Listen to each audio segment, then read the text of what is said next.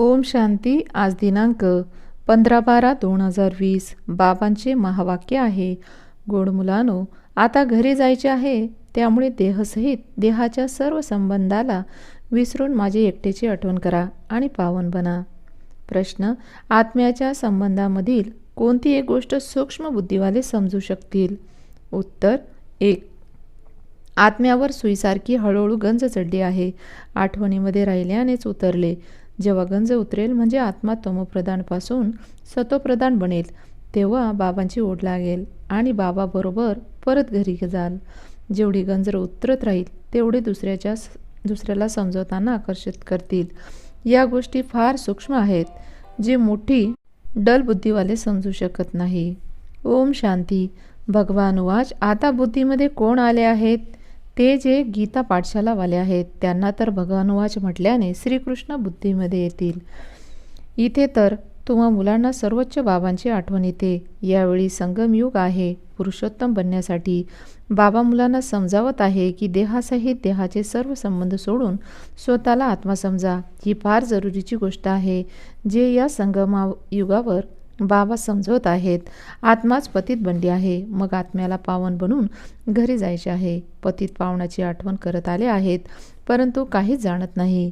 भारतवासी फार घोर अंधारामध्ये आहेत. भक्ती रात्र आणि ज्ञान दिवस आहे.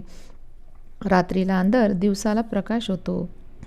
सतयुग दिवस आहे, कलियुग रात्र आहे. आता तुम्ही कलियुगामध्ये आहात, सतयुगामध्ये यायचे आहे.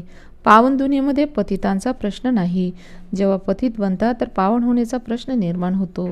जेव्हा पावन आहे तेव्हा पतित दुनियेची आठवण येतच नाही. आता पतित दुनियेमध्ये आहात तर पावन दुनियेची आठवण येते. पतित दुनिया अंताचा भाग आहे, पावन दुनिया पहिला भाग आहे. तिथे कोणी पतित असत नाही. जे पावन होते तेच मग पतित बनले आहेत. 84 जन्म पण त्यांचेच समजले जातात. या फार सूक्ष्म गोष्टी समजून घ्यायच्या आहेत. अर्धा कल्प भक्ती केली आहे, ती एवढी लवकर सुटणार नाही. मनुष्य तर फारच घोर अंधारामध्ये आहेत. कोटीमध्ये कोणी निघत आहेत, मुश्किल कोणाच्या बुद्धीमध्ये बसत आहे. मुख्य गोष्ट तर बाबा म्हणतात, देहाचे सर्व संबंध विसरून माझी एकट्याची आठवण करा. आत्माच पतित बनली आहे, त्याला पावन बनवायचे आहे. हे बाबा समजून सांगत आहेत, कारण हे बाबा प्राचार्य, सोनार, डॉक्टर, बॅरिस्टर सर्व काही आहेत. ही नावे तिथे राहणार नाहीत. तिथे शिक्षण पण राहणार नाही. इथे शिकतात नोकरी करण्यासाठी. पूर्वी स्त्रिया एवढे शिकत नव्हत्या, त्या सर्व आता शिकत आहेत. पतीच्या मृत्यूनंतर सांभाळ कोण करणार? त्यामुळे स्त्रिया पण सर्व शिकत राहतात. सतयुगामध्ये तर अशा गोष्टी असत नाही ज्याचे चिंतन करावे लागेल. इथे मनुष्य धन इत्यादी जमा करत आहेत अशा वेळेसाठी. तिथे असे विचार येणार नाही ज्याची चिंता करावी लागेल. बाबा तुम्हा मुलांना किती धनवान बनवत आहेत. स्वर्गामध्ये फार खजाना राहतो. हिरे जवारातच्या खाणी सर्व भरपूर असतात. इथे नापीक जमीन आहे, त्यामुळे ताकद राहिलेली नाही. तेथील फुलं आणि तेथील फुलामध्ये रात्रंदिवसांचा फरक आहे. इथे तर सर्व वस्तूमध्ये ताकदच राहिलेली नाही. जरी किती पण अमेरिकेमधून बीज घेऊन येतात, परंतु ताकद राहिलेली नाही. धरणीच अशी बनली आहे ज्यामध्ये जास्त मेहनत करावी लागते. तिथे तर प्रत्येक वस्तू सतोप्रधान असते. प्रकृती पण सतोप्रधान, तर सर्व काही सतोप्रधान असते. इथे तर सर्व वस्तू तमोप्रधान आहेत. कोणत्या पण वस्तूंमध्ये ताकद राहिलेली नाही. हा फरक पण तुम्ही समजत आहात. जेव्हा सतोप्रधान वस्तू पाहता ते तर ध्यानामध्येच पाहतात. तेथील फुलं इत्यादींची चांगली असतात. होऊ शकते की तेथील धान्य इत्यादी सर्व तुम्हाला दिसून येईल. बुद्धीद्वारे पण समजू शकतात तेथील प्रत्येक वस्तूमध्ये किती ताकद राहते. नवीन दुनिया कोणाच्या बुद्धीमध्ये येतच नाही. या जुने दुनियेतील गोष्टी विचारू नका. थापा तर फार लांब लचक मारतात, तर मनुष्य बिलकुल अंतरामध्ये झोपलेले आहेत. तुम्ही सांगतात की बाकी थोडा वेळ राहिला आहे, तर तुम्हाला काही जण हसतात. उत्तम रीतीने तर ते समजून घेतील जे स्वतःला ब्राह्मण समजता. ही नवीन भाषा आहे, हे आध्यात्मिक शिक्षण आहे. जोपर्यंत आध्यात्मिक पिता येत नाही तोपर्यंत कोणी पण समजू शकत नाही. आध्यात्मिक पित्याला तुम्ही मुले जाणत आहात. ते लोक जाऊन योग इत्यादी शिकवत असतात, परंतु त्यांना कोणी शिकवले असे तर म्हणत नाही आध्यात्मिक पित्याने शिकवले. बाबा तर आत्मिक मुलांना शिकवत आहेत. तुम्ही संगमयुगी ब्राह्मणच समजत आहात. ब्राह्मण तेच बनतील जे आधी सनातन देवी देवता धर्माचे असतील. तुम्ही ब्राह्मण किती थोडे आहात. दुनियेमध्ये अनेक प्रकारच्या अनेक जाती आहेत असे पुस्तक जरूर असेल. त्यामुळे माहीत पडेल की दुनियेमध्ये किती धर्म, किती भाषा आहेत. तुम्ही जाणतात की हे सर्व राहणार नाहीत. सतयुगामध्ये तर एक धर्म एक भाषा असते. सृष्टीचक्राला तुम्ही जाणले आहात तर भाषांना पण जाणू शकतात की या सर्व राहणार नाहीत. एवढे सर्व शांतीधाममध्ये निघून जातील. हे सृष्टीचे ज्ञान आता तुम्हा मुलांना मिळाले आहे. तुम्ही मनुष्याला समजावू शकतात तरी पण थोडे समजत आहात. कोणत्या मोठ्या मनुष्याकडून उद्घाटन करतात कारण त्यांचे नाव प्रसिद्ध आहे. त्यामुळे आवाज पसरेल. राष्ट्रपती, पंतप्रधान यांनी पण उद्घाटन केले आहे. या बाबांनी उद्घाटन केले तर मनुष्य थोडे समजतील की परमपिता परमात्म्याने उद्घाटन केले आहे. ते मानणार नाहीत. कोणी मोठा मनुष्य, कमिशनर इत्यादी येईल तर त्यांच्या मागे पण इतर पण येतील. त्यांच्या मागे तर कोणी पण येणार नाही. आता तुम्ही ब्राह्मण मुले फार थोडी आहात. जेव्हा अधिक बनाल तेव्हा समजतील. आता जरी समजून घेतले तरी बाबांजवळ येतील. कोणी एकाने मुलीला म्हटले होते की ज्यांनी तुम्हाला हे शिकवले आहे आम्ही प्रत्यक्ष त्यांच्याजवळ का जाऊ नये. परंतु सुईवर गंज चढलेला असेल तर चुंबकाचे आकर्षण कसे होईल. जेव्हा गंज पूर्ण उतरेल तेव्हा चुंबकाला धरू शकेल. सुईच्या एका टोकाला गंज असेल तर तेवढे आकर्षित होणार नाहीत. सारा गंज उतरून जाईल तर ते शेवटी होईल. जेव्हा असे बनाल मग तर बाबांबरोबर घरात परत जाल. आता तर चिंता आहे की तमोप्रधान आहात. गंज चढलेला आहे. जेवढी आठवण कराल तेवढा गंज निघत जाईल. हळूहळू गंज निघून जाईल. गंज चढला पण हळूहळू आहे ना, मग उतरेल पण तसाच. जसा गंज चढलेला आहे तसा स्वच्छ होणार आहे. तर त्यासाठी बाबांची आठवण करा. पण करायची आहे. आठवणीने कोणाचा जास्त गंज उतरतो तर कोणाचा कमी. जेवढा जास्त गंज उतरेल तेवढी ते दुसऱ्याला पण समजावून सांगण्यासाठी प्रयत्न करतील. या फार सूक्ष्म गोष्टी आहेत. मोठी बुद्धिवाले समजू शकत नाही. तुम्ही जाणतात राजाई स्थापन होत आहे. समजावून सांगण्यासाठी पण दिवसेंदिवस युक्त्या निघत राहतात. पूर्वी थोडेच माहीत होते की प्रदर्शनी, संग्रहालय पुढे चालून बनतील. पुढे असे होऊ शकते की आणखीन काही निघेल. आता वेळ आहे. स्थापना होत आहे. नाराज पण व्हायचे नाही. कर्मेंद्रियांना वश करू शकत नाही तर विकारामध्ये जातात. विकारामध्ये गेले तर मग सुईवर फार गंज चढतो. विकारांमुळे जास्त गंज चढतो. सतयुग त्रेतामध्ये बिलकुल थोडी, मग अर्ध्या कल्पामध्ये लवकर गंज चढत राहतो. विकारांमध्ये जात राहतात. त्यामुळे निर्विकारी आणि विकारी असे म्हटले जाते. निर्विकारी देवतांची निशाणी आहे ना. बाबा म्हणतात देवी देवता धर्म प्रायलोप झाला आहे. खुणा तर आहेत ना. सर्वात चांगली निशाणी तर हे चित्र आहेत. तुम्ही हे लक्ष्मीनारायणाचे चित्र घेऊन परिक्रमा देऊ शकतात कारण तुम्ही असे बनतात. रावण राज्याचा विनाश, राम राज्याची स्थापना होत आहे. हे राम राज्य आहे, हे रावण राज्य. आता हे संगम युग आहे. अनेक मुद्दे आहेत. डॉक्टर लोकांच्या बुद्धीमध्ये किती औषधे आठवणीत राहतात. बॅरिस्टराच्या बुद्धीमध्ये पण अनेक प्रकारचे मुद्दे असतात. ज्ञानाच्या विषयाचे तर फार चांगले पुस्तक बनू शकते. मग जेव्हा भाषण करतात तर मुद्दे मनात आले पाहिजेत. हुशार बुद्धिवाले झटक्यात पाहतात. प्रथम तर लिहिले पाहिजे. आम्ही असे समजावून भाषण केल्यानंतर पण आठवणीत येते ना. असे समजावले तर बरे झाले असते. हे इतर मुद्द्यांना समजावून सांगितल्याने बुद्धीमध्ये बसतात. विषयाची पण यादी बनलेली आहे. मग एक विषय घेऊन मनातून भाषण केले पाहिजे किंवा लिहिले पाहिजे. मग पाहिले पाहिजे की सर्व मुद्दे लिहिले आहेत. जेवढे डोके चालवाल तेवढे चांगले आहे.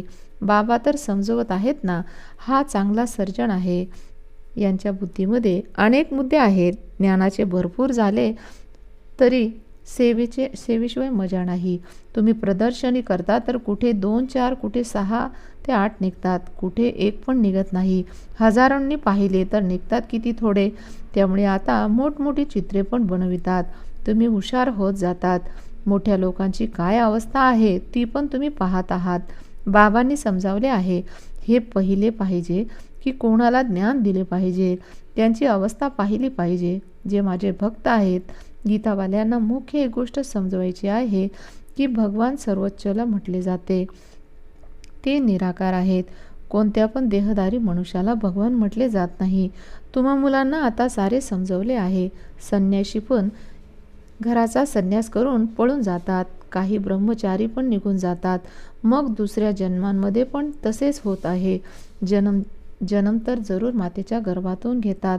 जोपर्यंत लग्न केलेलं नाही तोपर्यंत बंधनमुक्त आहेत. एवढे सारे संबंधी इत्यादी आठवणीत येत नाही. लग्न केले तर मग संबंधांची आठवण येत राहते. वेळ लागत आहे. लवकर बंधनमुक्त होत नाही. आपल्या जीवनातील तर सर्वांनाच माहीत असते. संन्याशी समजतात की अगोदर आम्ही गृहस्थी होतो, मग संन्यास घेतला आहे. तुमचा मोठा संन्यास आहे, त्यामुळे मेहनत घ्यावी लागते. ते संन्यासी भस्म लावतात, डोक्याचे केस काढतात, कपडे बदलतात. तुम्हाला तर असे काही करण्याची गरज नाही. येथे तर कपडे बदलण्याची पण गोष्ट नाही. तुम्ही पांढरी साडी नाही घातली तरी पण काही हरकत नाही. हे तर बुद्धीचे ज्ञान आहे. आम्ही आत्मा आहोत, बाबांची आठवण करायची आहे. त्यामुळे गंज निघेल आणि आम्ही स्वतःप्रधान बनून परत घरी जाऊ. कोणी योग बळाने पावन बनतील, कोणी सजा खाऊन बनतील. तुम्हा मुलांना तर गंज उतरण्याची मेहनत करायची आहे. त्यामुळे याला योग अग्नी पण म्हटले जाते. अग्नीमुळे पाप भस्म होतात, तुम्ही पवित्र बनतात. काम चितेला पण अग्नी म्हणतात. काम अग्नीमध्ये जळाल्यामुळे काळे बनले आहेत. आता बाबा म्हणतात गोरे बना. या गोष्टी तुम्हा ब्राह्मणांशिवाय कोणाच्या बुद्धीमध्ये येत नाही. या गोष्टीच वेगळ्या आहेत. तुम्हाला म्हणतात की हे तर शास्त्राला मानतच नाही, नास्तिक बनले आहेत. त्यांना सांगा शास्त्र तर आम्ही वाचले आहेत. मग बाबांनी ज्ञान दिले आहे. ज्ञानाने सद्गती होत आहे. भगवान वाच, वेद उपनिषद इत्यादी वाचल्याने, दान पुण्य इत्यादी केल्याने कोणी पण मला प्राप्त करू शकत नाही. माझ्याद्वारे मला प्राप्त करू शकतात. बाबा येऊन लायक बनवित आहेत. आत्म्यावर गंज चढलेला आहे. तेव्हा बाबाला बोलवतात की येऊन पावन बनवा. आत्मा जी सत्वप्रधान बनली आहे त्याला सत्वप्रधान, आत्मा जी तमोप्रधान बनली आहे त्याला सत्वप्रधान बनवण्याचे आहे. तमोप्रधानपासून तमोरजो सत्व, मग सत्वप्रधान बनायचे आहे. जर मध्येच गडबड झाली तर गंज चढत राहील. बाबा आम्हाला एवढे उंच बनवत आहे तर किती खुशी राहिली पाहिजे. विलायतमध्ये शिक्षणासाठी फार खुशीने जातात ना.